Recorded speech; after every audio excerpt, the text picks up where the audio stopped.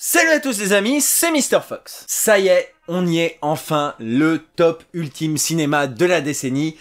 Je vous avoue que ça fait un moment que j'ai envie de faire cette vidéo. Pour être honnête, je parle pas aussi souvent de cinéma que j'aimerais sur cette chaîne. Les occasions sont pas toujours présentes, je donne la priorité à d'autres projets. Et finalement, il y a que dans des vidéos un petit peu événementielles comme celle-ci qu'on peut prendre le temps de se poser dans ce canapé et de discuter. Donc, vraiment, je suis très content de faire cette vidéo. Ceci étant dit, c'est parti pour le top de la décennie. Ouais, mais alors, je t'explique, la décennie, ça commence à l'an 1 et ça finit à l'an 10. Donc, théoriquement, la décennie... Non mais on s'en fout! On s'en fout! On s'en fout! Voilà, comme ça, la précision est faite pour les petits malins dans les commentaires. On a tous plus ou moins compris que la décennie n'était pas terminée, mais dans l'inconscient collectif, c'est à peu près compris cette histoire de décennie, donc c'est pas la peine de venir faire les pinailleurs. Voilà, maintenant il est temps de commencer à proprement parler ce top de la décennie. Je sais, c'est la troisième fois que je le dis, mais cette fois-ci, c'est la bonne. Initialement, je devais faire un top 10, et puis je me suis rendu compte qu'il y avait trop de films dont je voulais vous parler. Encore une fois, on parle pas cinéma assez souvent, vous et moi. Du coup, j'ai décidé de faire un top 20. Alors, évidemment, on va parler un petit peu de ressenti personnel. Je vais essayer de vous expliquer pourquoi ces films sont, pour moi, uniques. Qu'est-ce qu'ils ont de si particulier. Alors oui, vous entendrez pas des analyses aussi poussées que sur certaines chaînes ou certains magazines de collègues, mais je vais essayer de vous expliquer avec mes mots à moi qu'est-ce qui rend tous ces films si particuliers et si importants dans cette décennie. Et on commence tout de suite avec le numéro 20 de ce top, qui n'est autre que Pacific Rim. Je me rends compte en vieillissant que j'ai de plus en plus de mal à discuter blockbuster avec mes contemporains, parce que pour eux, blockbuster, ça veut dire film un peu con, grand spectacle, où on peut déposer son cerveau, où on se prend pas la tête. Et pour moi, c'est une impasse, cette histoire de pas se prendre la tête. Parce que ça voudrait dire qu'on est prêt à accepter n'importe quoi. C'est une impasse de la même manière que dire ça des films pour enfants. Karim Debache en parlait dans son épisode de Crost sur Street Fighter, je crois. C'est pas parce que c'est un film pour gosses que tu peux les mettre devant n'importe quoi. Ou alors t'as une piètre opinion de ton gosse. Il y a cette idée reçue qui dit que blockbuster et œuvre d'art sont incompatibles. Que si on fait un film grand spectacle qui est conçu pour plaire au plus de gens possible, et ben de fait ça ne peut pas être une œuvre d'art, ça ne peut pas véhiculer des thématiques, ça ne peut pas avoir une patte, une intention. Pour moi c'est complètement idiot, et un excellent exemple de ça, cette décennie, c'était Pacific Rim. J'ai hésité à mettre en ex-aequo Pacific Rim et La Planète des Singes, l'affrontement, qui lui aussi apportait pas mal de choses dans le blockbuster, mais on va pas se mentir, Pacific Rim est loin, très loin au-dessus. Le truc qui le rend vraiment unique pour moi, ce film, c'est que c'est vraiment la fusion parfaite entre le blockbuster et le cinéma d'auteur. C'est vraiment un film de Guillermo del Toro, à 100%. Il y a des gros monstres, il y a des robots, il y a des couleurs. Mon Dieu, il y a des couleurs! À force de voir des Marvel mal étalonnés et des Warner tout sombres, on en est venu à oublier que, oui, il y avait des couleurs dans le monde du cinéma. Et des couleurs signifiantes. Et là, pour le coup, je vous renvoie au Monsieur Bobine sur le sujet qui abordait très très bien la question. Certains m'ont dit, ouais, mais Pacific Rim, c'est comme Transformers. C'est des conneries, ça. C'est absolument pas comparable à Transformers. D'abord, Pacific Rim, c'est un film original. Alors certes, il a une structure narrative classique, mais c'est un film qui n'est pas tiré d'une licence, qui est vraiment Pacific Rim. On peut pas dire que ce soit autre chose que Pacific Rim, alors que Transformers c'est des jouets, c'est des séries, c'est ce que tu veux. Mais en plus, et encore une fois, c'est Monsieur Bobine qui avait mis le doigt là-dessus, dans Transformers, on perd totalement le référentiel humain. C'est-à-dire qu'on a que des robots anthropomorphiques dans le cadre, et du coup c'est comme si on voyait des humains se tabasser. Dans Pacific Rim, on perd jamais de vue le gigantisme de la situation, grâce aux constructions humaines, grâce aux humains dans le champ, etc. Voilà, c'est vraiment une autre vision du combat, des combats gigantesques. En l'occurrence là, c'est vraiment des références au Kaiju Ega, qui est un genre que je connais assez mal, mais c'est pas obligatoire d'aimer les Kaiju Ega pour kiffer Pacific Rim. Et puis alors la 3D évidemment, hein. C'est pas la dernière fois que vous entendrez parler de 3D dans ce top, mais c'est vrai que la 3D de Pacific Rim est assez incroyable. Donc Pacific Rim, c'est vraiment un blockbuster unique, et c'est la raison pour laquelle je le mets 20e de ce top. En numéro 19, j'ai mis Snowpiercer. Alors on va pas se mentir, les 2010, c'est la décennie de Bong Joon-ho. Entre Okja qui a fait son petit scandale à Cannes, blablabla Netflix, etc. et Parasite qui est le premier film non anglophone à gagner l'Oscar du meilleur film, Bong Joon-ho, en ce moment, il se met bien. Mais le film que j'ai retenu pour cette décennie, ça reste Snowpiercer. Il y a beaucoup de choses qui m'ont plu à titre personnel dans Snowpiercer. Évidemment, étant un gros gauchiste de merde, l'aspect social du film et sa vision de la lutte des classes m'a évidemment touché. J'aime aussi beaucoup la manière dont Bong Joon-ho a mis en scène son train monde à travers différents wagons, comme différents niveaux d'un jeu vidéo. On voit le héros progresser, avec ses alliés, il en perd au fur et à mesure du jeu, enfin au fur et à mesure du film, lapsus révélateur. Et puis sa fin optimiste aussi est vraiment très chouette, c'est un film qui a des choses à dire, clairement. Le cinéma de Bong Joon-ho a toujours eu des choses à dire, mais Snowpiercer c'est peut-être celui qui est le plus accessible à ce niveau. Quoique Parasite l'est quand même aussi pas mal. Et puis visuellement, le film est génial, je veux dire, tous les plans extérieurs du train sont vraiment super. Tout l'univers du film est réussi. Et puis le truc qui me fait bien aimer Snowpiercer aussi, c'est que les gens avec qui je l'ai vu, je ne prétends pas être le porte-parole de tout le monde, mais de tous les gens avec qui j'ai parlé du film, qui ont pu le voir, aucun n'a relevé le grotesque de certaines situations. Je m'explique. Je trouve que certains vidéastes, et notamment le Nostalgia Critique et Karim Debache et tout un tas d'autres, mais majoritairement des Américains, ont changé et ont un petit peu défiguré, en l'occurrence, notre manière de voir les films. C'est-à-dire qu'il y a 20 ans, on n'attachait pas autant d'importance aux incohérences scénaristiques. On se laissait, en tout cas c'est l'impression que j'ai, beaucoup plus facilement bercé par les films. Et il y a une nouvelle manière de voir les films un peu critique, un petit peu chercher la petite bête, chercher la blague, etc., qui a émergé ces dernières années. J'ai envie de croire que c'est à cause de ce mouvement de vidéastes à la nostalgia critique, mais peut-être que je me trompe, vous me direz dans les commentaires ce que vous en pensez. Toujours est-il que dans Snowpiercer, on traverse plein de wagons. On traverse le wagon bouché avec plein de quartiers de viande, etc. entreposés en mode chambre froide, etc. On a une boîte de nuit, on a un local technique, etc. Et personne en tout cas, parmi les gens avec qui j'ai discuté du film, personne s'est demandé mais où est-ce qu'ils sont, où est-ce qu'ils vivent ces gens, c'est bizarre, je croyais que nanani nanana.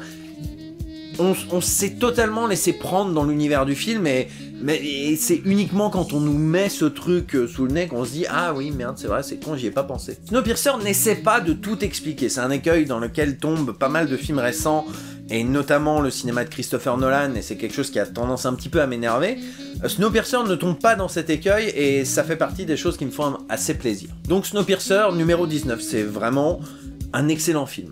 On voit pas le temps passer et c'est à la fois distrayant, politique, c'est vraiment cool. En numéro 18, la tour de contrôle infernale. Bon, j'ai conscience qu'on va pas être tous d'accord sur celui-là. Qu'est-ce qui rend unique la tour de contrôle pour moi ?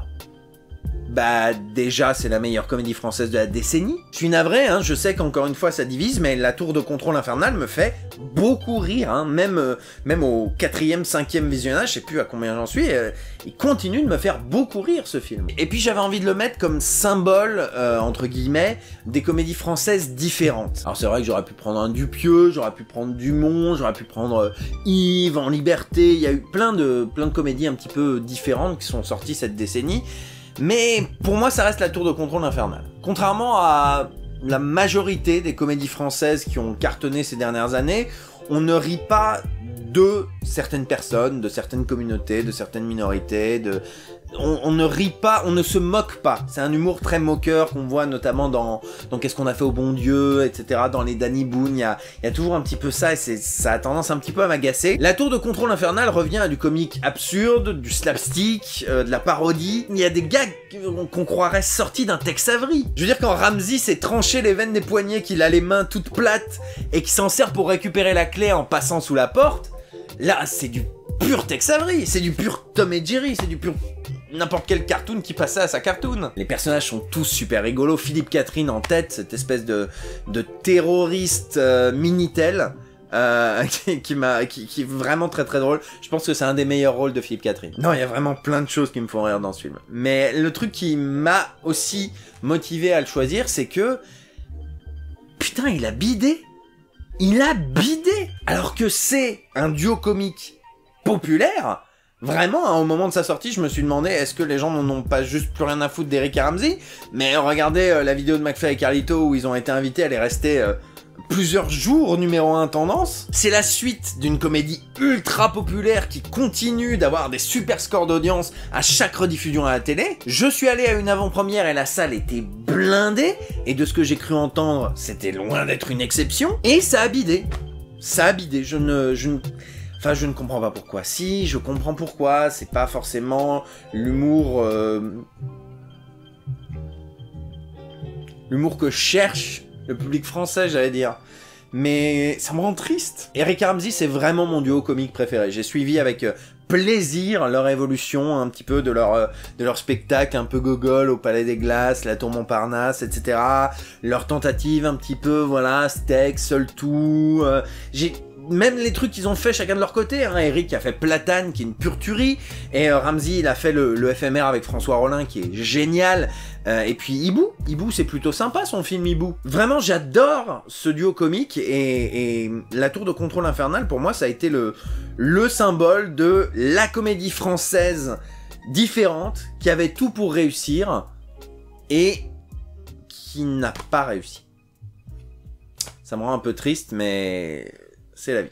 En numéro 17, Young Detective D, ou Detective D 2, la légende du dragon des mers, je crois. J'ai plus le Blu-ray sous la main, mais je crois que c'est ça. Bon, je vais un petit peu vous parler de moi. Cette décennie, en termes de cinoche, elle a été marquée par ma rencontre avec Guillaume. Guillaume, que vous connaissez peut-être, je l'évoque assez régulièrement. On a bossé ensemble pour Voxmakers pendant 2 ans, on faisait des chroniques ciné, on a fait le festival du film de merde ensemble, on a co-réalisé un moyen métrage, The Show Must Go On, etc. On a fait plein de trucs à une époque ensemble, c'était très très cool.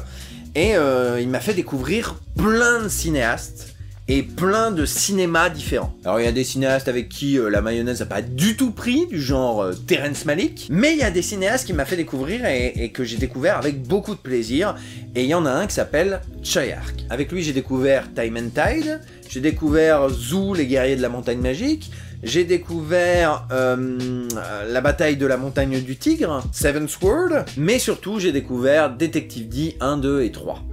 Et mon préféré des Detective D, mais aussi de tous les films de Tsui Hark que j'ai cités, bah c'est Detective D 2. Detective D 2, c'est beaucoup d'inventivité dans la mise en scène et dans la chorégraphie des combats. On a beaucoup de choses proposées, c'est toujours très vivant, l'environnement est très très vivant, je veux dire, on n'est jamais dans un cadre figé, tout est susceptible de bouger. Et je dis tout est susceptible de bouger, ça inclut aussi la 3D, parce que le 2 est en 3D, et ça fait partie de ces films où je vous dirais, matez-le en 3D, parce qu'il y a des effets de jaillissement, on vous balance des shurikens dans la gueule, la profondeur est travaillée, etc. Ça fait partie des films à voir en 3D. Mais évidemment, le film, c'est pas que de l'action, c'est aussi une intrigue policière avec des personnages au caractère assez trempé à la Sherlock, le Sherlock de Moffat. C'est des personnages qui ont plein d'astuces, qui ont plein d'ironie, etc. Pourtant, l'ironie, c'est pas le point fort du cinéma asiatique, j'allais dire. Il y a aussi quelques gags pot de banane, il y a aussi quelques petits trucs à droite à gauche, mais c'est un film très vivant. Ça répète un petit peu avec ce que j'ai dit sur l'environnement, mais de manière générale, le film est très vivant, comme l'est énormément le cinéma de Tsui Hark, et c'est aussi un petit peu pour ça que j'ai choisi ce film, parce que cette décennie, j'ai découvert le cinéma de Tsui Hark, j'irais même jusqu'à dire que j'ai découvert le cinéma hongkongais, que je connaissais assez peu, et c'est vrai que ce réalisateur, il a un truc, il a une manière de faire vivre son environnement, ses combats, ses personnages, que pour l'instant j'ai pas vu ailleurs, et ça donne des films très divertissants, très impressionnants, et devant lesquels on passe toujours un bon moment, y compris quand on est avec des gens qui sont pas forcément adeptes du cinéma hongkongais. C'est une bonne porte d'entrée, et c'est aussi pour ça que je conseille pas mal Detective D, et notamment Detective D 2. En numéro 16, j'ai mis Vice. Alors j'ai beaucoup hésité à mettre Vice parce que c'est un film qui date de l'année dernière et je me suis demandé est-ce que j'ai assez de recul pour mettre un film de 2019 dans le top de la décennie. Et force est de constater que Vice est un genre de film que j'ai découvert donc en 2019 que je ne connaissais pas. Et ce genre il tient en 2 mots, comédie, politique. Encore une fois ce que je vous dis c'est personnel, c'est du ressenti personnel, mais jusqu'à ce que je découvre Vice, je ne pensais pas que ces 2 genres pouvaient se marier aussi bien. Vice a un côté film à Oscar dans le sens qu'il y a un grand souci de reproduction du réel, ou plutôt de ce qu'on sait du réel, de ce qu'on suppose du réel, entre guillemets. Il y a un vrai travail d'acteur, je veux dire, on s'entoure de grands noms de la comédie américaine, hein, que ce soit Christian Bale, Steve Carell, etc. Il y a vraiment des... Même Sam Rockwell, il y a des noms de la dramaturgie américaine qui sont quand même importants. Le maquillage, les décors, les costumes, il y a vraiment un immense soin apporté à cette histoire,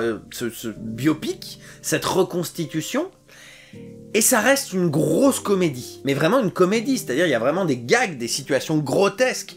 Et ce qui est assez fou, c'est que le film nous les met en valeur en nous disant, vous voyez ces situations grotesques, ces trucs abusés, ces moments abusés, il y a plein de moments où t'es en mode, putain c'est abusé, sérieux. Et il nous les montre en disant, bah, c'est plus ou moins ce qui est arrivé. Alors évidemment tout ça c'est aussi selon votre sensibilité, selon aussi votre degré de comment dire, crédulité à ce qu'on vous raconte dans ce film, hein. Chacun peut décider de faire confiance en la vision du film ou non, mais c'est clairement une comédie très engagée. Après avoir découvert Vice, je suis allé voir The Big Short du même réalisateur, et j'ai retrouvé un petit peu le même esprit, ce côté montrer des situations invraisemblables. Vous savez, ces moments dans votre vie où vous vous dites, si c'était un film, j'y croirais pas. Et ben, les mettre dans un film, et les montrer presque factuellement, entre guillemets, et en montrant l'absurdité, l'ironie, le mordant, et de se dire, putain, c'est dingue. C'est un genre que je ne connaissais pas vraiment.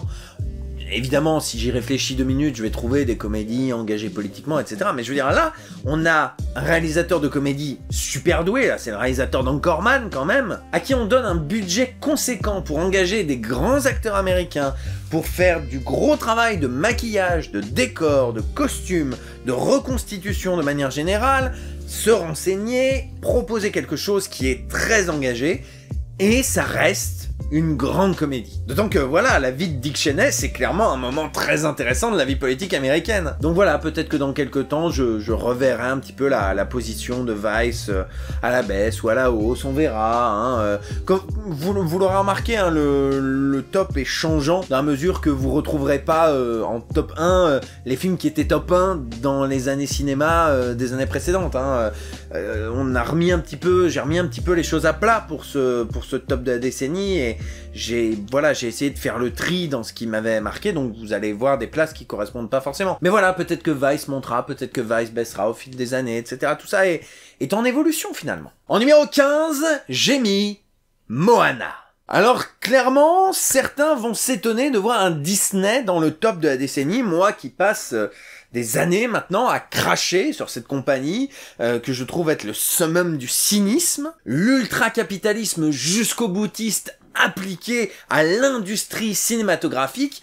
Évidemment, ça me fait de la peine, et clairement, les dernières productions Disney, que ce soit les Marvel, les Star Wars, les films Disney Live, et même, hélas, les films d'animation comme La Reine des Neiges 2 ou Ralph 2. Mais oui, j'ai bel et bien mis Moana, parce que je pense que c'est la dernière pierre qu'a apporté Disney au monde du cinéma, et bah, j'attends de voir, mais je suis pas sûr qu'ils en apportent d'autres avant un certain temps. Pour moi, Moana, c'est une sorte d'aboutissement de tout ce qu'a pu faire Disney au cours des années 2000 et 2010, et c'est une sorte de cristallisation de tout ce qu'ils ont pu faire de bien. C'est toute leur réussite combinée dans un seul film. Je vous ai déjà expliqué tout l'amour que j'avais pour La Reine des Neiges, et c'est vrai que j'aurais pu le mettre dans ce top de la décennie, parce que, au fond, c'est sans doute mon Disney 3D préféré, et ça le restera. Mais Moana c'est juste une version plus aboutie de La Reine des Neiges. La Reine des Neiges, même si je l'adore, il a quand même été fini assez vite, sa production a été un peu rushée, il est mal équilibré en termes de chansons, il y en a trop au début, pas assez à la fin, il y en a trop de manière générale, les personnages sont pas tous attachants, sont pas tous travaillés, et Moana, tout est réussi. Moana, tout est réussi. Déjà, techniquement, je pense que c'est le mieux que Disney puisse faire et ils ont corrigé les deux derniers gros défauts de leur production en images de synthèse, à savoir l'eau et les cheveux. Les cheveux frisés, mouillés de Moana sont absolument impeccables et je vois pas comment on pourrait faire mieux sans tomber dans le photoréalisme à la Le Roi Lion, qui selon moi est une impasse. L'ultra-réalisme, ça a toujours été une impasse dans les domaines artistiques, hein, même dans la peinture, vous savez, il y a eu un mouvement où on était si proche de la photographie que finalement, il y a plusieurs critiques qui se sont désintéressés du mouvement en disant si c'est pour à ce point ressembler à de la photo, pourquoi faire de la peinture? Bon, après on rentre dans un grand débat, vous pouvez dire ce que vous en pensez dans les commentaires, mais voilà, c'est peut-être un peu trop s'avancer. Par ailleurs, il y a un truc qui me plaisait beaucoup dans La Reine des Neiges, c'est qu'il n'y ait pas de méchant avant la toute fin. On était sur une quête intérieure, on était sur une sorte de voyage pour trouver quelque chose, et effectivement, il y avait un méchant un petit peu déguisé, on va dire, en dernière minute. Moana se débarrasse de ce dernier problème de méchant. Il n'y a absolument pas de méchant dans Moana. Du tout. On a le gros crabe aux 2/3 du film, mais c'est pas vraiment un antagoniste, on est plus sur une péripétie, un obstacle, mais pas vraiment sur un antagoniste. D'ailleurs, il a pas vraiment de personnalité, il a pas de backstory, voilà, c'est juste un obstacle. Visuellement, c'est somptueux, la scène finale contre... voilà, je vais pas vous spoiler Moana pour ceux qui ne l'ont pas vu, mais la scène finale est géniale. Visuellement, c'est vraiment ouf. Les personnages sont tous hyper attachants, il y a le poulet qui est ultra drôle sans être relou comme les Olaf. Les chansons sont géniales, je parle souvent du canon de Le Renouveau dans La Reine des Neiges, mais la reprise de How Far I Go quand elle part, Moana, incroyable. Et la grand-mère de Moana, bon là pour le coup je suis obligé de spoiler, c'est le début du film, mais voilà, la mort de la grand-mère de Moana, personnellement, elle m'a 1000 fois plus ému que la mort de Mufasa, parce que c'était vraiment le mentor de Moana, qui l'a guidé, qui l'a accompagné, qui l'a soutenu dans sa décision de partir, alors que Mufasa, c'était le père autoritaire, voilà quoi, il n'y a pas eu de grand... J'aime pas Le Roi Lion. J'aime pas Le Roi Lion. J'aime bien Le Roi Lion, mais faut arrêter de déifier le film, quoi. Et puis, même s'il y avait quelques gags de ci, de là, Moana n'était pas encore tombé dans le cynisme et l'autodérision dans lequel se roule Ralph 2 et La Reine des Neiges 2. C'est-à-dire qu'il n'y a pas d'autoréférence, enfin, il y en a une très furtive, et puis il y a une petite blagounette de rien du tout sur les princesses qui, même pas comment dire, qu'il y a même pas à relier directement au reste de la filmo Disney. Mais voilà, c'est un film qui croit en ce qu'il nous raconte, en son épopée, c'est un film, pour moi, c'est ce que Disney a pu produire de mieux en termes d'animation en images de synthèse.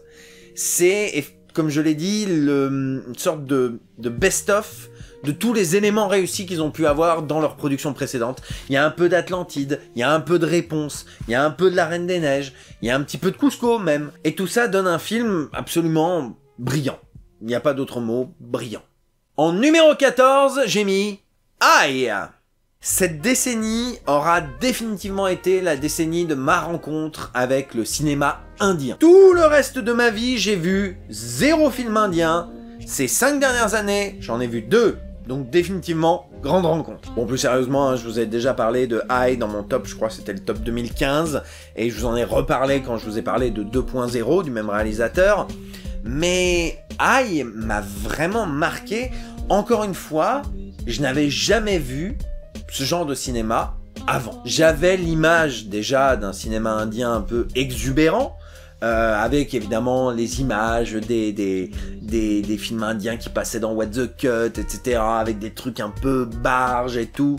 Mais Aïe m'a totalement tué. C'était la première fois que je voyais un film qui jonglait aussi habilement avec plein de genres différents. Parce que Aïe, c'est à la fois une comédie, hein, les premières minutes avec notre héros complètement débile, un film musical avec des grands moments chantés et notamment le clip Malasanaïté, j'espère ne pas mal le prononcer, mais qui me fait hurler de rire. Un drame social hein, qui rappelle les mariages arrangés et la condition de la femme de manière générale, hein, le harcèlement, bref, ce genre de choses. Le revenge movie, le film d'horreur, le film d'amour aussi, tout simplement. Hein. Bref, Aïe embrasse plein de styles différents, brasse plein de thématiques différentes, sans jamais pour autant tomber dans une sorte de gloubi-boulga informe et indigeste. On voit clairement pas passer les 3 heures.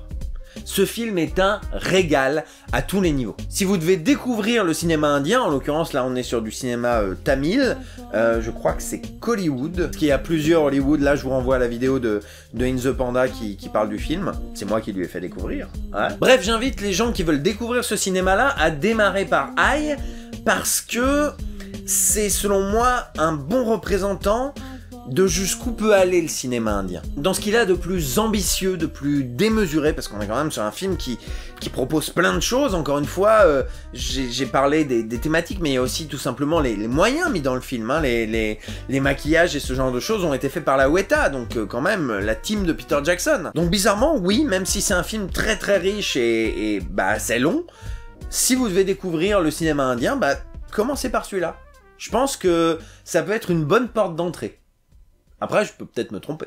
Numéro 13, Spider-Man Into the Spider-Verse, ou Spider-Man New Generation. Je sais pas si je vais vraiment m'étendre sur Spider-Man New Generation, parce que il est déjà en train de beaucoup faire parler de lui, dans le sens que il est déjà cité dans les écoles d'animation, il est déjà cité par plein d'artistes différents. On est sur un film qui est déjà en train de changer petit à petit son monde. D'ailleurs, il y a Klaus qui est sorti cette année, que j'ai pas encore vu, mais de ce qu'on m'a dit et de ce qu'on a décrit, c'est un peu le miroir de Spider-Man New Generation, dans la mesure où Spider-Man est un film en 3D qui s'inspire des techniques d'animation 2D, tandis que Klaus est un film d'animation 2D qui s'inspire des techniques d'animation 3D. Spider-Man New Generation, c'est un film qui a réussi à réinventer le comic book movie, ce qui n'est pas rien, parce que mine de rien, la formule s'entérinait encore et encore dans la recette Marvel depuis un bon moment. C'est un film visuellement brillant, je veux dire, il y a des images dans ce film. Vous savez, je suis... comment dire? Vous connaissez peut-être cette chaîne qui s'appelle Every Frame a Painting, qui s'est arrêtée il y a quelques temps maintenant. Mais en gros, la traduction de Every Frame a Painting, c'est chaque plan est une peinture. Et ben c'est vraiment le cas pour Spider-Man Into the Spider-Verse. C'est-à-dire que on pourrait mettre le film dans VLC et faire une capture d'écran à intervalles réguliers. Chaque plan du film mériterait d'être encadré. Il y a un autre film qui fait ça dans le top, mais on en parlera tout à l'heure. Le film est drôle, les personnages sont attachants, encore une fois, hein, c'est un petit peu la réplique passe-partout, mais c'est vrai que si on a des personnages nuls, c'est difficile pour un film de nous accrocher. Et cette décennie, il y en a eu des films avec des personnages nuls. Hein. Non, là, les personnages sont cool, ils ont des bonnes relations entre eux. Le Peter Parker de l'autre dimension, je le trouve... comment dire? Je trouve que c'est un genre de Spider-Man qu'on n'avait pas encore vu à l'écran et qui manquait. Encore une fois, c'est suffisamment vague, vous en faites ce que vous voulez. J'ai aussi beaucoup aimé les différents styles qui se rencontrent dans le film, hein, que ce soit Spider-Cochon, Spider-Robot, Spider-Man Noir, il y a ce mélange des genres est assez réussi. C'est un petit peu difficile de revenir dessus parce que ça fait un moment que je l'ai pas vu, pour être honnête. J'ai revu pas mal des films cités dans ce top pour être sûr de pas me tromper. Mais c'est vrai que je l'ai pas revu depuis sa sortie, je crois. Depuis sa sortie DVD, je crois. Mais bref, ce que j'essaye de vous dire, c'est que Spider-Man New Generation n'est pas qu'une prouesse technique. Ce serait réducteur de le réduire à sa technique. C'est un film qui raconte aussi des choses de manière intelligente, de manière originale, qui est drôle sans tomber dans le méta prout-prout et dans les blagues de mauvais goût. Mais bref, c'est un film à voir, c'est un film qui va faire date, et j'ai même envie de dire qu'il fait déjà date. Donc le mettre ici n'est qu'une évidence au final. Numéro 12. Les dissociés. Alors je sais que certains d'entre vous là sont en train de se dire « Ah ouais, il a mis les dissociés pour le symbole, il va nous parler de l'importance de financer des projets sur le web, des trucs autoproduits, de la fiction française, blablabla, nanani nanana. » Et dans un sens, vous n'avez pas entièrement tort. C'est vrai que les dissociés est un symbole de plein de choses, et c'est vrai que pour moi c'était important de le mettre dans ce top. C'est le symbole du fait qu'on peut encore faire de la fiction sur le web, qu'on peut faire des longs métrages de fiction sur le web, qu'on peut financer un film avec du placement produit, qu'on peut faire du placement produit sans que ce soit racoleur et relou, n'est-ce pas Sony? C'est également la preuve qu'on peut faire des comédies françaises sans tomber, encore une fois, j'en parlais sur la tour de contrôle, sans se moquer d'autrui, hein, une comédie plutôt de l'absurde, de la situation, des relations avec les personnages, mais sans jamais tomber dans la moquerie. Et puis aussi du fantastique. C'est quand même un film français fantastique. Il y en a pas des masses qui sortent tous les ans. Mais il n'est pas seulement question de faire des dissociés un symbole. Parce que pour moi, c'est plus qu'un symbole.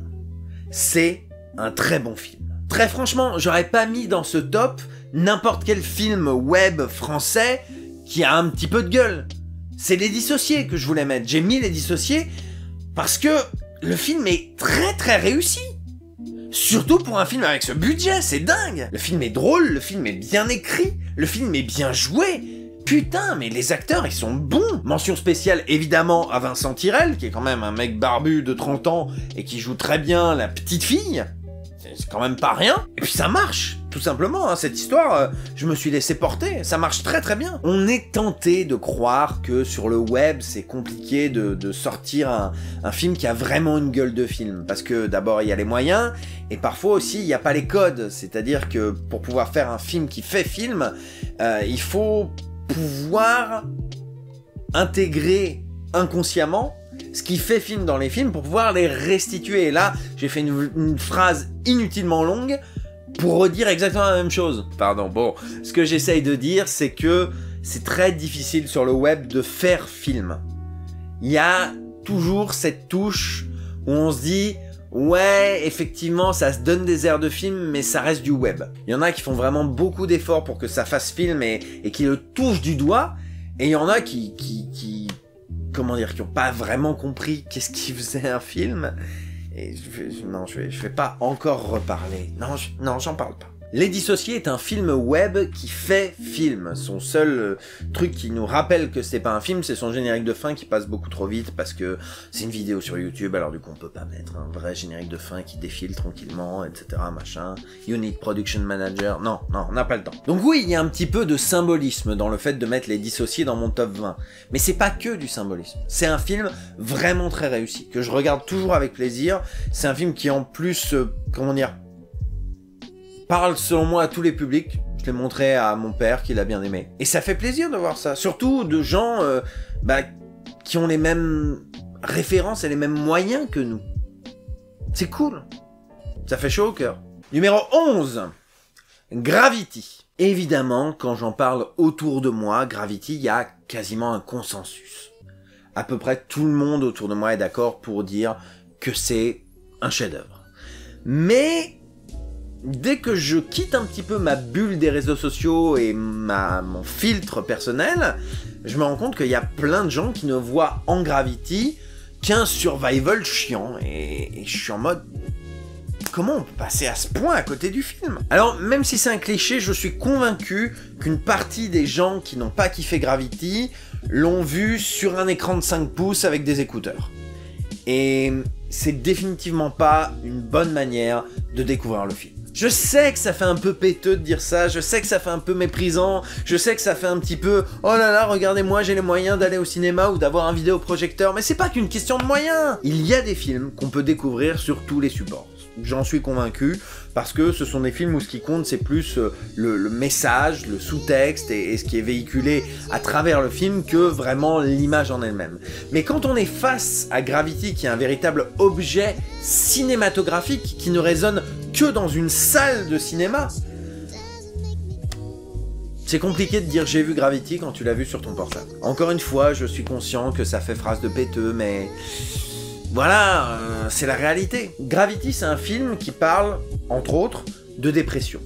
Et on peut décemment pas se sentir impliqué, concerné et envahi de l'état d'esprit du personnage, seul, perdu, dérivant dans l'espace, si on a la lumière des chiottes allumée et Twitter dans sa main gauche.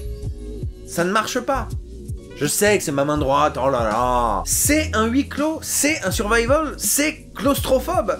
Et on peut décemment pas profiter d'un film claustrophobe quand le monde autour de soi est ouvert. C'est pour ça que pour moi c'est important de voir ce genre de film au cinéma. Et je dis au cinéma, mais si vous éteignez toutes les lumières et que vous avez un bon système de son, oui, ça peut marcher aussi, évidemment. Même si, encore une fois, pour Gravity, il faut pas oublier la 3D, qui, selon moi, est vraiment constitutif du film.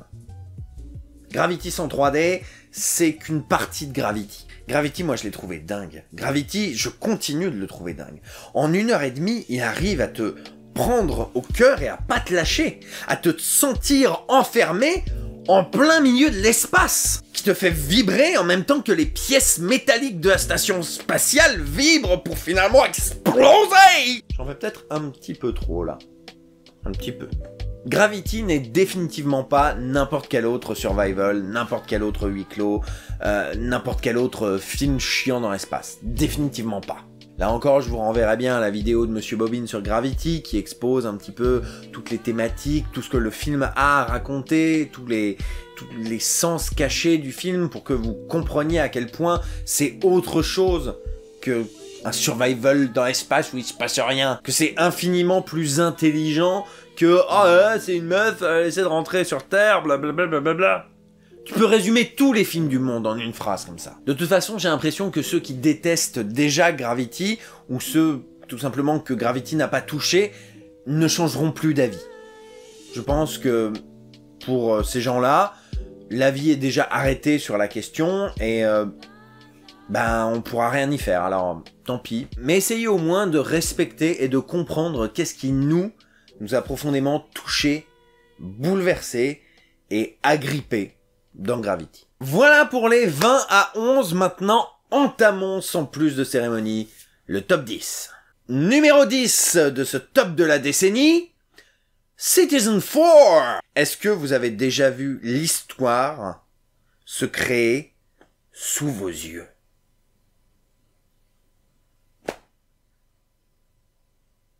Citizen 4 m'a complètement tué. Alors évidemment, les documentaires politiquement engagés, ça existe depuis des millénaires, hein. Encore la décennie précédente, on a eu Une vérité qui dérange, on a eu Bowling for Columbine, Fahrenheit 911, mais et même dans un sens Super Size Me. Et évidemment, on a eu des documentaires qui retracent des événements historiques, mais généralement c'est plutôt à base de reconstitution ou de discussion face cam avec un petit bandeau en dessous qui indique qui est la personne, ce genre de choses. Citizen 4, c'est partie intégrante de l'histoire. Pour vous resituer le contexte, hein, parce que peut-être que certains ne s'en souviennent pas très bien, Edward Snowden, c'est un ancien employé de la NSA, de l'agence de renseignement gouvernemental des États-Unis, qui au bout d'un moment a coupé les ponts, a disparu, s'est réfugié dans un hôtel à Hong Kong, a fait venir 2 journalistes et a lancé ses révélations sur le système global de surveillance des Américains. Et par extension, du reste de la planète. Alors à l'heure actuelle, je suis pas sûr que tant de choses que ça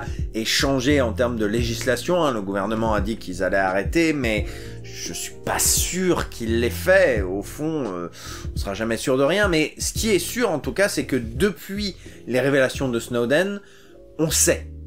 Je pense qu'il y a plein de gens qui s'en doutaient sans se l'admettre, et ceux qui l'admettaient en pleine rue, dans les discussions entre amis, se faisaient gentiment taxer de complotistes. Avec Snowden, on a appris que c'était la réalité, que nous étions surveillés en permanence, et que de fait, on ne pourrait plus jamais se sentir libre de rechercher certaines choses, de s'intéresser à certaines choses, de dire, de faire certaines choses, etc. Même des choses légales. C'est Ça a changé à jamais notre manière de faire les choses. J'avais mis une vidéo de Léo Duff dans mon zapping YouTube, je vais mettre un lien dans la description ou en fiche, mais c'est une vidéo qui en parlait très bien, justement. Les révélations de Snowden, elles ont fait l'effet d'une bombe, et même si, encore une fois, je suis pas sûr qu'elles aient eu un impact législatif, effectif, maintenant on sait. Et ce documentaire n'est pas un documentaire qui retrace cette pierre ajoutée à l'édifice. C'est la pierre. Ce documentaire est la pierre. Le pitch de ce documentaire pourrait être celui d'un thriller. Je veux dire, un ancien agent des services secrets qui trahit sa hiérarchie pour annoncer au monde un complot mondial. J'ai vu des thrillers avec ce scénario-là. J'en ai plus en tête, mais il y a des thrillers qui s'en rapprochent, il y a des trucs, etc. Enfin, je veux dire, il y en a plein des thrillers qui ont un pitch s'approchant de ça. Et c'est d'ailleurs ce qu'on se dit en regardant Citizenfour. Il y a des situations où on se dit, putain, on se croirait dans un thriller. Sauf que c'est pas un thriller, c'est la vraie vie. Ce documentaire, c'est les révélations de Snowden. C'est pas une reconstitution des révélations de Snowden. C'est pas Snowden qui revient sur les révélations qu'il a faites. C'est les révélations. Ce documentaire, cette journaliste qui était là et qui maintenant ne peut plus retourner aux États-Unis, c'est ce qui a fait connaître les révélations de Snowden. Il y a eu un film d'Oliver Stone, Snowden, qui retrace un petit peu justement l'histoire d'Edward Snowden. Et ben ce film, justement, il imite, il reconstitue des événements du documentaire. Il y a une comédienne dans Snowden qui joue le rôle de Laura Poitras, la réalisatrice de Citizenfour. Oui, Citizenfour, c'est moche, mais Citizenfour, j'ai toujours peur de passer pour un con. Je sais, j'ai l'air d'en faire des caisses, mais moi, ce film m'a tué. Tu vois l'histoire. Tu as ce morceau d'histoire. Ce morceau d'histoire qui, après, a été reconstitué, expliqué, etc. Tu l'as sous le pif. Il y a ce moment où on commence à parler des révélations de Snowden autour, qu'il y a le téléphone de sa chambre d'hôtel qui sonne, et ils ne savent pas s'il faut décrocher ou pas, parce qu'ils ne savent pas s'ils sont surveillés, s'ils sont repérés, ils ne savent rien. C'est hyper stressant comme moment, et c'est la vraie vie. Alors je suis sûr qu'en commentaire vous allez me sortir d'autres documentaires du même genre, en mode Hugo, t'es complètement à côté de la plaque, t'as oublié ci, t'as oublié ça, t'as oublié... Je suis désolé, on parle des films de cette décennie, on parle des films qui m'ont marqué. Encore une fois, je prétends pas être le cinéphile ultime, je prétends pas avoir connaissance de tous les films du monde, ou quoi que ce soit, loin, très très loin de là, mais putain, Citizenfour! Quoi? Voyez Citizenfour. Numéro 9. Le Loup de Wall Street. On revient ici à du cinéma un petit peu plus classique. J'aime beaucoup le cinéma de Martin Scorsese. Je l'ai découvert... je crois, ado, avec, je crois que c'était Les Infiltrés, comme pas mal de gens. Je me suis intéressé à ses films d'après, je me suis intéressé à ses films d'avant, et j'aime beaucoup, globalement, toute sa filmographie, y compris des films qui divisent, comme Hugo Cabret, que je trouve génial, et même Silence, qui là encore a un petit peu divisé. Moi j'aime beaucoup Silence. Bizarrement, j'ai plutôt du mal avec ces films plus anciens, qui pourtant font plus l'unanimité auprès des critiques. Typiquement, Raging Bull, je me suis un petit peu ennuyé. Mais voilà, il faut dire les choses, Martin Scorsese, il a un don pour dresser des portraits, déjà, des portraits de personnages, des fresques, des systèmes, le système mafieux, le système judiciaire, le système du cinéma. Ces films sont comme des péplums de mythes modernes, des grands films qui retracent un petit peu des épopées, qui retracent des destins, parfois des destins croisés, parfois un homme. Et pour moi, le Loup de Wall Street, c'est un petit peu une sorte de cristallisation de tout ce qui fait le cinéma de Scorsese. Je prétends pas être un grand Scorseseologue, hein, je n'ai pas vu tous ses films, en l'occurrence il en a fait tellement. L'impression que j'en ai des films que j'ai vus de lui, je trouve que le Loup de Wall Street est un bon résumé, une sorte de cristallisation de son cinéma. On assiste encore une fois à un destin, le destin d'un personnage hors du commun, Jordan Belfort, interprété par Leonardo DiCaprio, qui est son acteur fétiche. Voilà, on peut pas faire un film de cristallisation sans son acteur fétiche. On a la représentation malicieuse, hein, un petit peu clin d'œil d'un système un petit peu, comment dire, malsain, mais très très bien huilé. On a toute une clique de personnages archétypaux qui gravitent autour du destin de notre homme, hein. On a des personnages ultra exubérants, on a ce mentor qui va passer l'espace d'un instant dans sa vie et qui va le marquer à jamais, la rencontre, comme on dit. Et on a dans pas mal de ces films, hein, des rencontres. On a des oppositions, on a cette place importante que prend la morale dans le Loup de Wall Street. Est-ce qu'on doit donner une si grande place à la morale dans la mesure où cette activité elle-même est immorale? J'ai trouvé dans le Loup de Wall Street qu'il y avait un côté... la finance c'est un milieu de magouilleurs, mais on s'en fout parce que ça gêne personne, entre guillemets, qu'il n'y avait pas dans ces films de mafieux par exemple. Et puis il faut rajouter à ça le côté comédie, le côté léger du Loup de Wall Street, parce que c'est aussi un truc qui m'a marqué dans le Loup de Wall Street, c'est sans doute le film le plus drôle de Scorsese. Il y a cette putain de scène qui est rentrée dans mon panthéon des scènes cultes de DiCaprio qui se traîne jusqu'à sa bagnole, drogué jusqu'aux os. Mais c'est putain d'hilarant cette scène. Et pour ne rien arranger, le doublage français est très réussi. Je sais qu'on s'en fout, je sais que j'en ai pas parlé depuis le début de ce top, alors que quand j'ai lancé le tournage, je me suis dit « Ah, il faudra que je dise à chaque fois si la VF est réussie ou non, j'ai oublié. » Mais c'est un plus. Mais même sans parler de la VF, hein, les comédiens sont tous excellents, les dialogues sont savoureux, percutants, il y a de bonnes vannes, il y a de bons monologues, les fameux monologues en off de Scorsese, encore une fois, quelque chose qui fait un petit peu, qui a fait la renommée de ses films les plus célèbres, dirons-nous. Évidemment, il n'y en a pas tout le temps, mais c'est aussi en partie sa patte. Bref, le Loup de Wall Street, c'est du pur Scorsese, c'est une sorte de concentré de Scorsese, c'est un film somme, et c'est pas le seul de ce top 10, on va y revenir. Numéro 8, Inside Out, ou vice versa en VF. Au fond, vous le saviez qu'il y allait avoir un Pixar. Mais vous saviez pas lequel. Parce que c'est vrai que j'ai beaucoup aimé Toy Story 3 et j'ai beaucoup aimé Inside Out. Mais il a fallu choisir entre les deux, c'était très difficile, mais j'ai gardé Inside Out. Parce que je vois plus Toy Story 3 comme le bouquet final d'une trilogie, et que c'est difficile de percevoir...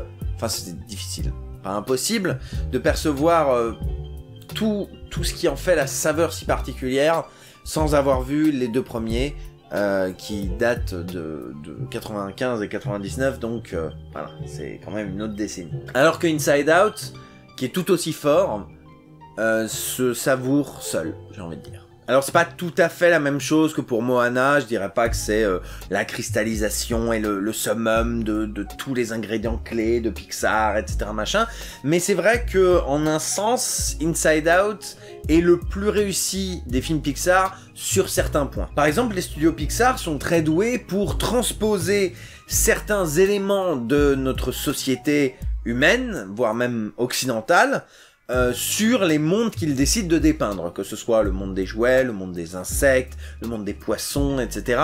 Ils ont toujours ce talent pour trouver des équivalents de ce que nous on fait, de ce que nous on vit, etc. machin, et comment dire, de donner un sens aux différents éléments. Là, j'ai mis une patte en tête, alors je vous cite pêle-mêle la casquette qui sert de chapiteau, le bouchon qui sert de table, ce genre de choses. Vice versa réussit très très bien ça dans l'autre sens, c'est-à-dire que il arrive à, comment dire, concrétiser dans la représentation qu'il dépeigne de notre cerveau.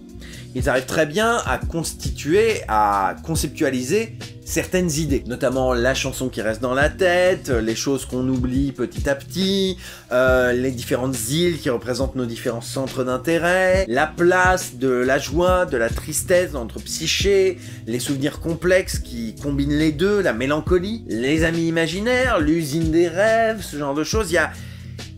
comment dire, c'est très très très inventif, Inside Out.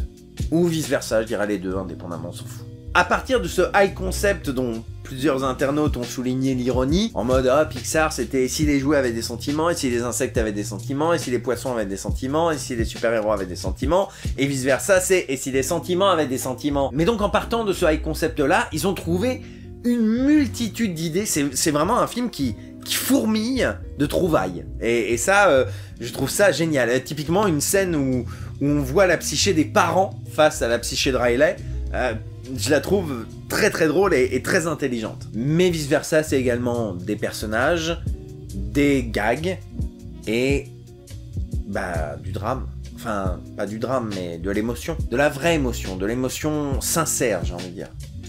Typiquement, la fin de vice versa me fait toujours pleurer, parce que c'est la libération et la synthèse du message du film, et c'est fait avec tellement de finesse, de tendresse, que pour moi c'est impossible de pas être touché par cette fin. Quel que soit ce qu'on a pu traverser dans nos vies, je suis sûr qu'on peut trouver dans la fin de vice versa quelque chose qui nous touche. C'est un film qui tape tellement juste sur les relations humaines, qui tape là où ça fait mal. Donc si vous rajoutez en plus l'inventivité hallucinante que dégage ce film, vous obtenez le meilleur Pixar de cette décennie, et peut-être même le meilleur Pixar tout court. Numéro 7, Django Unchained. Alors, je vais pas m'étendre outre mesure sur Django Unchained parce que, je vais dire un petit peu la même chose que pour Le Loup de Wall Street. C'est-à-dire que Django Unchained est une sorte de synthèse de ce qui fait Tarantino. Alors évidemment, les bons dialogues, la violence, les couilles qui explosent et les plans sur les pieds. Voilà, c'est tout. Allez, abonnez-vous. En vrai, Django, je trouve que c'est le film le plus complet de Tarantino. J'aime énormément Kill Bill, mais je suis conscient qu'il fait beaucoup de citations, et ça l'empêche, selon moi, d'être un film véritablement complet. Pulp Fiction est un petit peu plus réussi à ce niveau, mais son côté un peu éclaté m'empêche de la même manière de le trouver suffisamment complet. Il a fait aussi d'excellents huis clos, comme Reservoir Dogs ou Les 8 salopards, qui sont très bons aussi, mais qui, selon moi, empêchent de prendre la pleine conscience de ce dont est capable Tarantino. Donc ouais, un film complet, comme ça, il reste Jackie Brown et Django. Django Unchained. Alors je ne nie pas que Django Unchained fait de la citation, hein, ne serait-ce que dans son nom et dans le caméo de Franco Nero, évidemment qu'il y a de la citation. Mais ça ne nie pas pour autant l'intégrité du film. Django Unchained est un film très dense, avec un héros très riche, qui a beaucoup de choses à défendre. C'est un film qui a le mérite d'être drôle, d'être tendu, d'être émouvant. Il y a encore une fois beaucoup de choses dans Django Unchained. C'est un film étonnamment bien rythmé, parce qu'il dure quand même 3 heures. Bref, c'est un film que je conseille à tout le monde. Pour moi, c'est vraiment le meilleur film de Tarantino. En tout cas, c'est mon préféré. Numéro 6, The Social Network. Oh putain, The Social Network. Je sais tout ce qui me plaît dans ce film, mais j'ai toujours un petit peu de mal à le verbaliser sans tomber dans des poncifs du genre c'est un film générationnel, c'est un film brillant, c'est comment je pourrais Pour commencer, et pour ceux qui n'ont pas vu The Social Network, ce n'est pas un film sur Facebook. Enfin, c'est pas un film sur Facebook. C'est pas un film qui parle plus que ça de la création de Facebook. C'est le portrait de Mark Zuckerberg, qui est brillamment interprété par Jesse Eisenberg, qui aura clairement dû avoir son Oscar cette année-là. Je crois que c'est Colin Firth qui l'a eu pour Le Discours d'un roi. Qui se souvient du Discours d'un roi? Bref, Jesse Eisenberg qui joue à la perfection un mec totalement dépourvu d'empathie, sociopathe, qui va créer à la fois quelque chose de génial, parce que le film tranche jamais vraiment sur ce qu'est Facebook.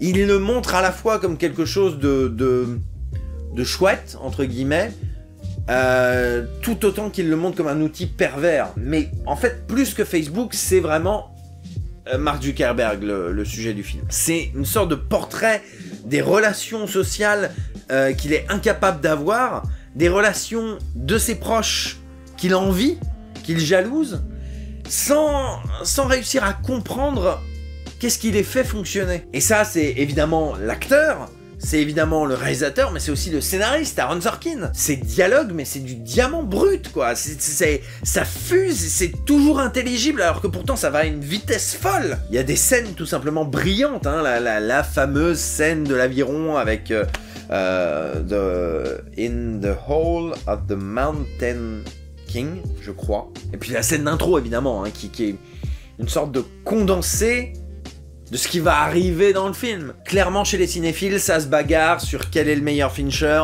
entre The Social Network et Fight Club. Il y a ceux qui commencent à penser que peut-être Fight Club serait légèrement surcoté et que The Social Network ne devrait pas être pris à la légère. Et puis il y a ceux qui trouvent The Social Network complètement quelconque et Fight Club le film culte de toute une génération. Alors peut-être que c'est tout simplement un conflit de génération. Je ne sais pas. Est-ce qu'on répondra OK Boomer à celui qui répond préféré Fight Club? Le mystère reste entier. À la 5e place, le conte de la princesse Kaguya. Il y a 3 Ghibli qui sont sortis cette décennie. Souvenir de Marnie, qui est très sympathique et assez réussi. Le vent se lève, qui est un superbe film. Vraiment. Mais il y a surtout le conte de la princesse Kaguya. Et ça me fait vraiment chier que ce soit le dernier film de Takahata. Le conte de la princesse Kaguya, c'est tout. C'est tout ce que peut offrir le studio Ghibli. C'est un film qui montre qu'on a encore beaucoup de choses à tirer des contes, des mythes, des légendes. On dit souvent, ah, c'est toujours la même histoire, machin, etc. Mais en même temps, ces histoires ont tellement de choses à nous apporter. Et le conte de la princesse Kaguya, ça a beau être un des contes les plus populaires du Japon, il est magnifié dans ce film de Takahata. Ce film est d'une beauté graphique, évidemment. C'est un des films les plus couillus du studio Ghibli. On a ce parti pris graphique qui est pas du tout celui des studios habituellement. Cette espèce d'estampe qui se brouille dans les moments de colère, qui s'affine dans les moments de calme et de plénitude. On a cette princesse qui ne peut pas vivre la vie qu'elle espérerait rêver. On a ses parents qui aimeraient le meilleur pour elle et qui ne savent pas comment lui donner. Ou quand ils croient savoir, finalement on leur enlève. On a toutes ces personnes qui croiseront la route de la princesse. Certains s'en tireront avec malice et d'autres avec des emmerdes. Et cette fin, je l'ai déjà expliqué à la fois dans la vidéo des vidéos qui me font pleurer et à la fois dans la vidéo des meilleurs films de l'année où il est sorti, je sais plus, mais... Waouh, chef-d'œuvre. Chef-d'œuvre. J'aurais envie de dire le meilleur Ghibli, mais il y a une grande partie de moi quand même qui préfère Mononoke et Chihiro, mais... En tout cas, le meilleur Takahata. Et, vu la filmographie du bonhomme, c'est pas rien. Numéro 4, Jodorowsky's Dune. Encore un documentaire, mais on a été pas mal gâtés en bons documentaires cette année, il faut le dire. Bon là pour le coup, on n'est pas comme sur Citizen4 sur un morceau d'histoire brute, on est sur un retour sur ce qui aurait pu être un morceau d'histoire, et... c'est incroyable ce docu. Ça te... comment dire? À la fois ça te frustre de jamais avoir pu voir ce film, ça te montre, ça te laisse apercevoir ce que pourrait être le monde du cinéma si ce film était sorti, ça te laisse l'imaginer en tout cas, et en même temps, tu ressors du docu comblé. Même si le film n'existe pas, tu sais que ce film aurait pu exister, aurait pu être un très grand film, et quelque part, quand on sort du film, ça nous suffit. Jodorowsky's Dune, c'est vraiment un concentré de... Non, c'est pas vrai. Oh putain! Le film est un concentré de talent, c'est-à-dire qu'on va voir des magnifiques dessins de Giger, de Jodorowsky, on va voir ce qui aurait pu être des acteurs, on va voir, comment dire, des retranscriptions de discussions avec des grandes personnalités. Là pour le coup on est vraiment sur du face cam après coup, de la reconstitution. Et en même temps, le documentariste a quand même pris le temps de donner vie, l'espace d'un instant, à ces idées-là. Il y a tout le passage où la scène d'intro storyboardée apparaît devant nos yeux petit à petit comme si c'était le film. Et mine de rien, c'est très beau comme scène. On sent que le réalisateur, non seulement il a kiffé nous montrer ce qu'aurait pu être le film, mais en plus, il nous explique que le film existe. Même s'il a jamais été concrétisé, le film existe. Et quelque part, c'est aussi pour ça qu'on ressort du docu pas frustré. Parce qu'on sait que le film existe. Il existe en Alien, il existe dans le Dune de David Lynch, il existe dans le travail, de manière générale, de Jodorowsky. Il irradie le monde qui nous entoure, il irradie les personnalités qui y ont participé, et on ressort du film irradié. Je suis pas sûr que ce soit une bonne chose à dire. Et puis c'est un film qui est extrêmement galvanisant. Quand on ressort du film, on n'a qu'une envie, c'est faire du cinéma. Et pourtant, c'est un film qui en montre toutes les difficultés. C'est un film qui nous en montre toute la frustration. C'est un film qui nous montre le development hell, l'enfer du développement. Ces spirales infernales dont on n'arrive jamais à sortir. C'est à la fois super cool et super frustrant. Je sais, c'est contradictoire, mais qu'est-ce que je voulais que je vous dise? Ce docu est fou. Il nous montre un film qui n'a jamais eu lieu et qui n'aura jamais lieu, tout en nous faisant comprendre qu'il existe. Et il le fait avec un enthousiasme, grâce évidemment à ses participants, mais même dans la manière qu'a le documentariste de nous présenter un petit peu tous ces intervenants, tous ces éléments. C'est très enthousiasmant comme film. C'est vraiment un film à voir. Numéro 3. Mad Max Fury Road. On était nombreux à le dire au moment de la sortie du film, et aujourd'hui c'est on ne peut plus vrai. Il y a d'ores et déjà un avant et un après Fury Road. Définitivement, depuis Fury Road, le cinéma n'a plus la même gueule et n'aura plus jamais la même gueule. Et je dis cinéma, mais Fury Road a touché tout un tas de domaines artistiques, notamment le jeu vidéo. Je sais pas si vous avez vu des trailers de l'E3 de l'an dernier et même de l'année d'avant, mais sur plein de trailers, t'as un Maelstrom. Vous savez, cette grande scène de tempête dans je crois, le premier quart d'heure du film. Putain, ce premier quart d'heure, mais c'est fou. Fury Road, c'est...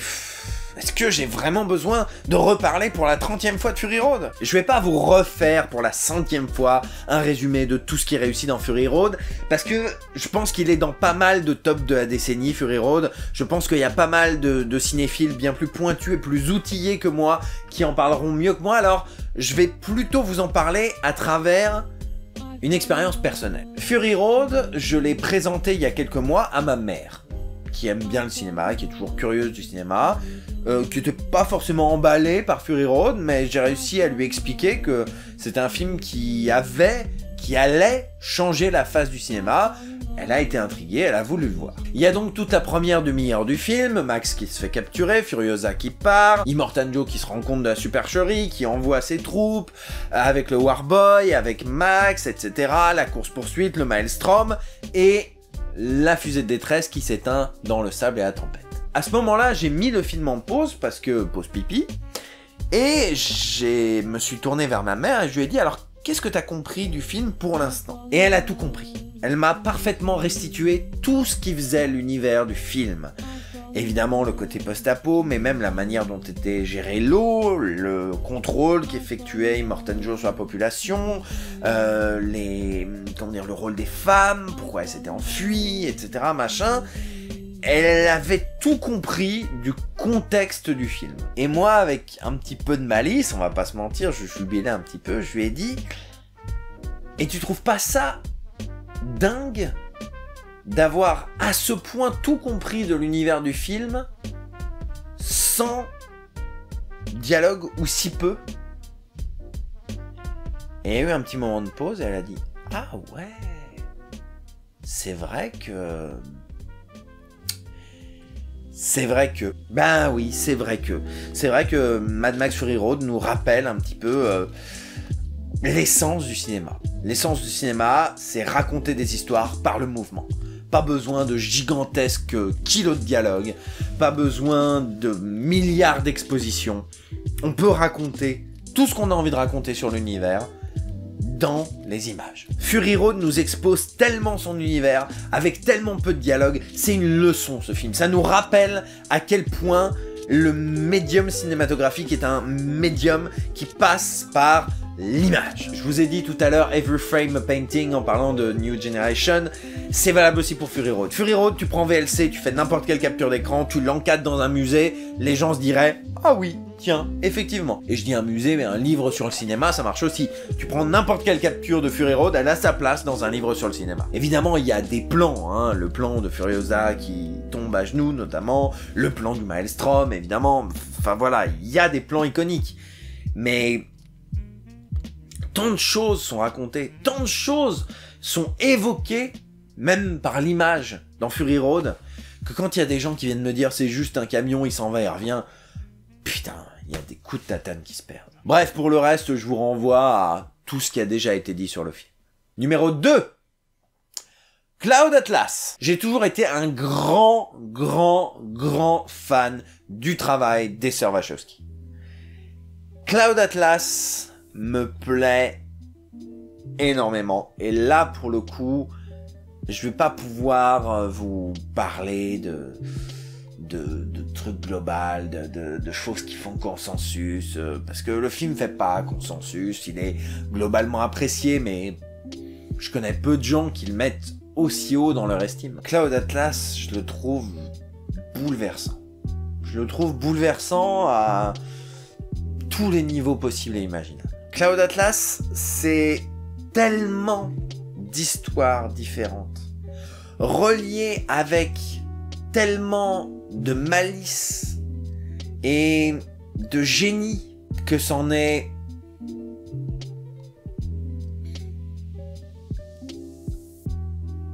dingue. Je trouve pas d'autres mots. Cloud Atlas nous raconte beaucoup d'histoires à la fois sans jamais nous perdre. Cloud Atlas nous raconte tellement de destins en même temps sans jamais les faire s'entrechoquer ou créer une compétition, ou nous faire oublier un destin parce que l'autre est plus intéressant. On passe d'un destin à l'autre et dès qu'on revient à un destin, on se dit « Ah, en un instant, on se dit « Ah oui, c'est vrai, il lui est arrivé tout ça !» Et on replonge immédiatement. C'est une série de mises en apnée, Cloud Atlas. C'est comme si quelqu'un te plongeait la tête sous l'eau, te ressortait, te replongeait, sauf que c'est agréable. Du coup, cette analogie n'a aucun sens, mais c'est pas grave. La musique est dingue, les acteurs sont dingues. Mention spéciale à Tom Hanks, qui joue tout, qui sait tout jouer. Il nous le rappelle, il sait tout jouer. Hugo Weaving aussi, il sait tout jouer, putain. Il sait même jouer les infirmières psychopathes. Tellement de talent dans ce film, putain, à tous les niveaux. Le monteur de ce film est un dieu. Ça marche tellement bien, ça fonctionne tellement bien, c'est tellement... parfait. Toutes les histoires évoquées dans Cloud Atlas sont intéressantes. Évidemment, il y a le Néo-Séoul, l'histoire dans Néo-Séoul, qui est géniale. L'histoire de la journaliste avec Ali Berry, elle est géniale aussi. Le futur post-apo avec Tom Hanks. Le noble empoisonné sur un bateau. Le compositeur homosexuel. Ils me reviennent tous à l'esprit. Sans effort. Parce que chaque histoire est mémorable. Et que la manière dont elles sont interconnectées est mémorable. C'est-à-dire, c'est pas un film à sketch, c'est pas un film avec plusieurs histoires, je sais pas, comme Pulp Fiction ou Snatch. C'est un film avec une seule histoire composée de plein d'histoires. Bon là, encore une fois, je vous fais un monologue un petit peu mystique, ça vous touchera pas forcément, mais voilà quoi, c'est... En termes de ressenti, Cloud Atlas, il me fait un truc, putain. Chaque fois que je le vois, c'est... Putain! Cloud Atlas, il me fait rire, il me fait pleurer, il me fait trembler, il me fait peur. Il me fait du bien, Cloud Atlas, putain. J'adore ce film. Depuis, il est rentré dans mon top 10 de tous les temps, hein. C'est le film. Enfin non, c'est pas le film, parce que le film, c'est le numéro 1. Et le numéro 1, c'est 22 Jump Street. Bah oui, évidemment. 22 Jump Street, il est sorti en 2014, ça fait donc 6 ans que c'est le running gag de la chaîne. À chaque fois qu'il y a moyen de le caser, je le fais, hein, que ce soit au détour d'une phrase, au détour d'un décor, pour faire le malin. Est-ce que vous connaissez 22 Jump Street, machin, en affiche. J'ai même un putain de coussin 22 Jump Street, que je chéris amoureusement. Mais c'est vrai qu'après ces 6 ans... ben, je vous ai toujours pas expliqué, posément, tranquillement, entre nous, pourquoi je trouvais ce film génial. Le pire, c'est que je crois que dans le top que j'avais fait l'année de sa sortie, il était pas du tout premier, hein. Je suis même pas sûr qu'il était dans le top 5. En fait, au fur et à mesure des années, il était pas dans mon top 10, et puis... je me suis dit, est-ce que c'est vraiment honnête de le mettre dans le top 10 de mes films préférés? Et puis, bah si, clairement. C'est pas mon film préféré, mais c'est un film incroyable. Alors prenons le temps, entre nous, ensemble, d'expliquer pourquoi 22 Jump Street est le meilleur film de la décennie. D'abord, on va commencer par une évidence. Je n'ai jamais autant ri dans une salle de cinéma. Jamais. J'en ai vu des comédies qui m'ont fait rire, hein. J'en ai vu aussi des films chez moi qui m'ont fait rire, et j'imagine qu'il y en a qui m'ont fait rire plus que 22 Jump Street, hein, chez moi, j'ai pas tout en tête. Mais 22 Jump Street, je crois que j'ai dérangé les gens qui étaient dans la salle, alors que c'est une comédie, donc théoriquement on doit tous rire, mais le travelling compensé de Schmidt et du capitaine, je crois que j'ai ri non-stop pendant 5 minutes. 22 Jump Street, c'est du concentré de fun. C'est du concentré de plaisir.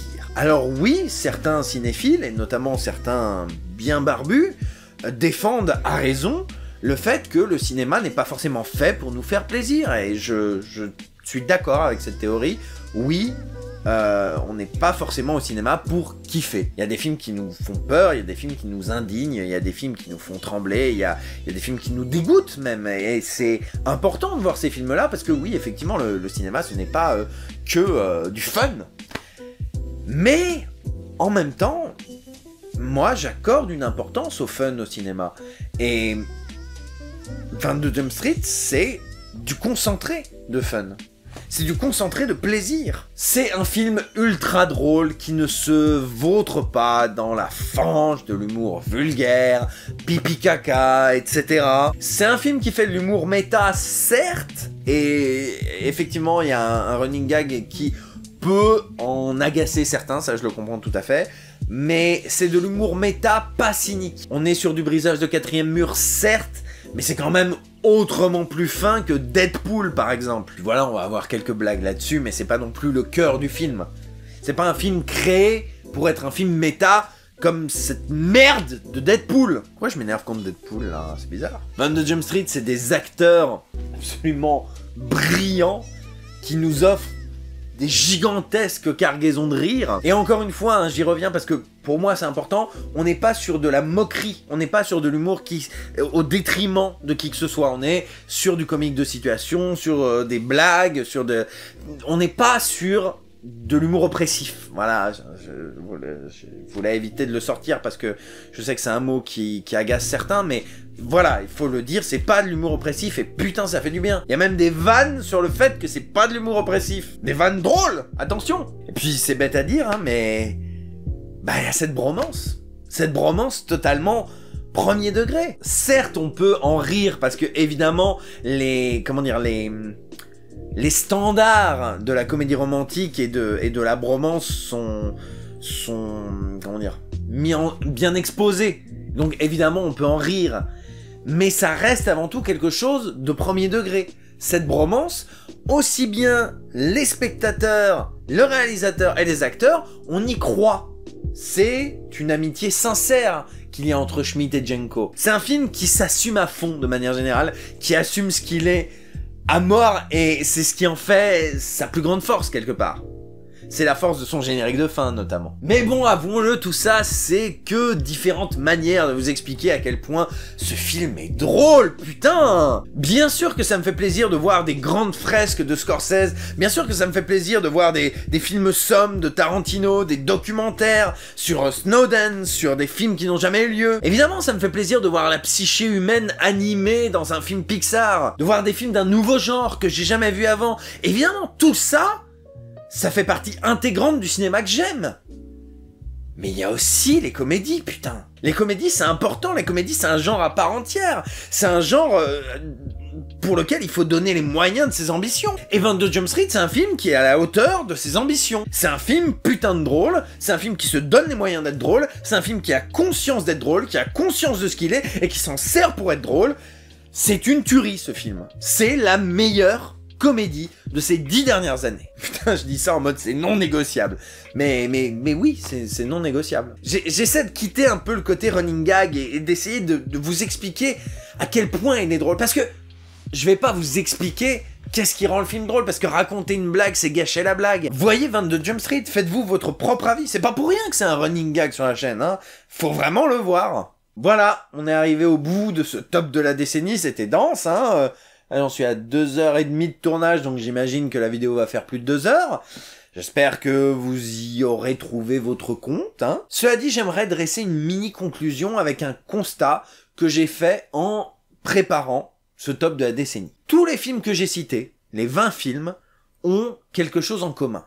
Même s'ils sont de genre, de nationalité, de style, de langues différentes, ils ont tous un truc en commun. De Jodorowsky's Dune à Pacific Rim, de Mad Max Fury Road à I, de Gravity au Dissocié et de 22 Jump Street à Spider-Verse, tous ces films sont sincères. Ce sont des films qui croient en ce qu'ils sont, qui croient en ce qu'il raconte. J'en avais parlé dans ma vidéo 2019, j'en reparle ici.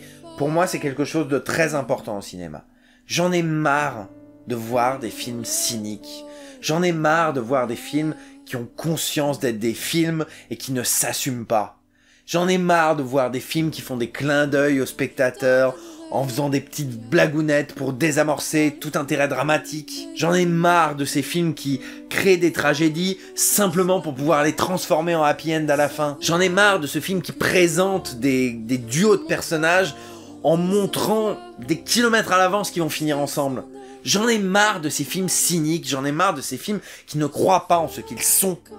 Tous les films que j'ai cités croient en ce qu'ils sont. Typiquement, Les Dissociés, c'est un film qui a pas beaucoup de budget.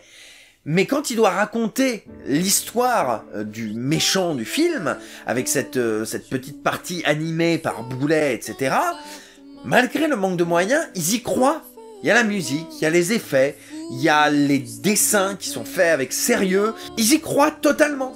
Et pourtant, ce qu'il raconte est ridicule, c'est-à-dire que c'est un mec qui a piégé une petite fille dans un corps d'un mec de 30 ans. Si on met sur pause et qu'on recule du truc, c'est complètement stupide. Mais le film y croit. Le film nous explique cette situation avec beaucoup de sérieux. Et s'il y a 1 milliard d'autres occasions de rire dans le film parce que c'est une comédie, ce passage-là est premier degré. Et c'est exactement la même chose avec 22 Jump Street. Comme je l'ai dit, même si cette bromance, elle peut être prise un peu à la rigolade parce que quelque part, c'est aussi comme ça qu'elle est proposée, cette bromance reste premier degré. Cette réconciliation finale, elle est premier degré, elle est digne d'une comédie romantique premier degré. C'est un peu comme Shaun of the Dead, si vous voulez. Shaun of the Dead, même si c'était un pastiche des films d'horreur, son final, où Shaun est obligé de se débarrasser de certaines personnes auxquelles il tient, il est tout à fait premier degré, ce final. C'est pas parce que tu fais un pastiche de film d'horreur que tu ne dois pas croire en toi en tant que film d'horreur. Et c'est pareil dans tous les films que j'ai pu citer dans ce top. Moi, ça me semble important de faire des films sincères. Et pour que je sois embarqué dans un film en tant que spectateur, il faut qu'on m'invite à le faire. Pour qu'un film me plaise, il faut qu'il m'emporte. Pas qu'il me laisse sur le quai.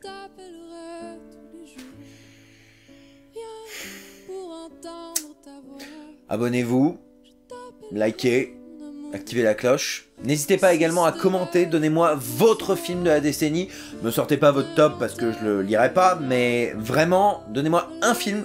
J'ai envie, par exemple, ne serait-ce que de savoir si on a tous un numéro 1 anglophone. Parce que c'est vrai qu'il y a pas mal de films anglophones dans mon top, mine de rien. J'espère que vous aurez trouvé votre bonheur dans cette vidéo. Je vous fais de très gros bisous et je vous dis à très bientôt. Ciao. Il faut dire que les temps ont changé. De nos jours, c'est chacun pour soi. Ces histoires